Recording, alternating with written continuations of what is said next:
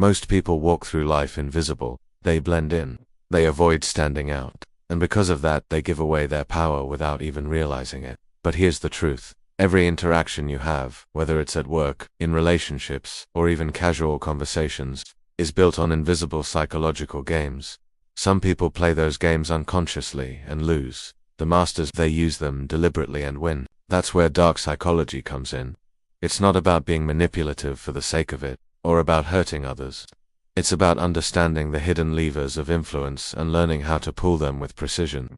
Because the person who understands psychology always has the advantage over the person who doesn't. Today, I am going to share 10 dark psychology secrets that can transform you from being overlooked to being unforgettable. Not tricks, not gimmicks, but real psychological tools that shift respect, attention, and control into your hands. And listen, these aren't for people who want to stay average. These are for people ready to command presence, set unshakable boundaries, and walk into any room with quiet authority. So if you're ready to stop giving away your power, and start controlling the way others see and respond to you, let's dive into the 10 secrets that separate the unnoticed from the unstoppable. 1. Master your body language. Your words matter less than you think. People believe what they see more than what they hear. If you slouch, avoid eye contact, or make yourself small, you're signaling weakness before you even speak.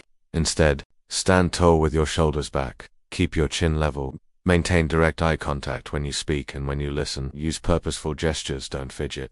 Example: picture yourself in a meeting. If you're sitting hunched over, mumbling, nobody takes you seriously. But if you sit upright, make calm eye contact, and speak with steady pause, you immediately command attention. Your body announces your confidence before your mouth ever does. 2. Selective vulnerability. Vulnerability can be powerful, but only if you control it. Oversharing your insecurities makes you look weak, but selective vulnerability builds connection while keeping you in control. When should you use it? When it strengthens your story or shows resilience. For example, at a networking event, you might share a challenge you overcame in your industry. This makes you relatable and human, but notice, you're not exposing current weaknesses that someone could use against you. Controlled vulnerability equals relatability without risk. 3.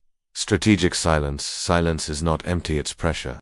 Most people rush to fill silence because it feels uncomfortable.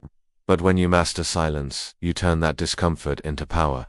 Example: you're in a negotiation. Instead of rushing to counteroffer, you pause, let the silence hang, watch the other person squirm.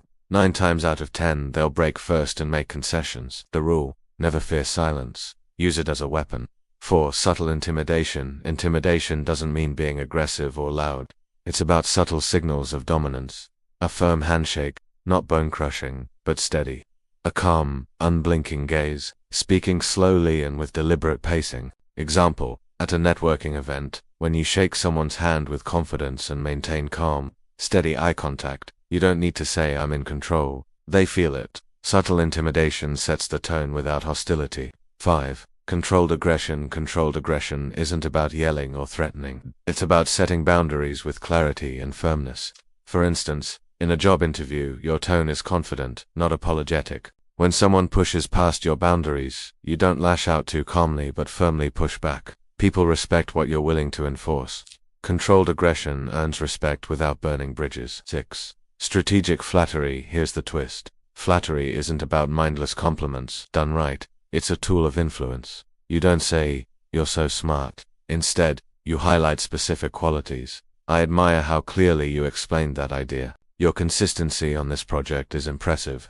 Specific flattery builds trust, rapport, and influence while subtly positioning you as insightful. People like those who notice their strengths. 7. Charismatic influence. Charisma is the ultimate magnet. It's not about being the loudest in the room. It's about energy, presence, and connection.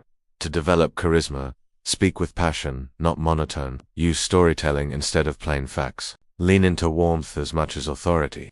When you combine charm with authority, you become someone others want to follow, not just listen to. 8. Emotional manipulation. Every human runs on emotion more than logic. If you learn how to tap into those emotions, you can move people. Example: want a friend to help you? Don't just ask, remind them of times you were there for them. This builds emotional leverage. Used ethically, emotional influence deepens relationships. Used carelessly, it burns them. The key is to be intentional. 9. Strategic deception, people judge you on the image you project, which means you must craft that image carefully. This doesn't mean lying. It means highlighting strengths and downplaying weaknesses. For instance, in an interview, you don't say I'm bad at time management. Instead, you say, I thrive under structured deadlines, while preparing to show how you've improved. Deception here means control, not falsehood, but curation. 10. Power dynamic mastery. Every group has a hierarchy, whether spoken or unspoken. If you're not aware of it, you're at the bottom. If you understand it, you can rise. Example, in a group project, instead of waiting for someone to take charge, you do it. You assign roles, set timelines, and control the flow. Suddenly, the group sees you as the leader even if nobody said it out loud. Master power dynamics, and you'll never be at the mercy of others again. Conclusion. There you have it, to 10 dark psychology secrets that can completely shift the way people see you, treat you, and respond to you. Remember, power isn't about being the loudest or the most aggressive. It's about awareness. It's about influence. And it's about using psychology not just to defend yourself, but to position yourself as someone who commands respect without asking for it. But with this power comes responsibility. These tools can elevate you or they can damage your relationships if misused. So use them wisely, use them ethically, use them to grow into the most confident, respected version of yourself. And if you found this breakdown valuable, here's what you need to do. Hit that subscribe button right now, like this video, and turn on notifications because I've got even more strategies coming that will turn you into the kind of person people remember, follow, and respect. This is just the beginning. Let's build your power together.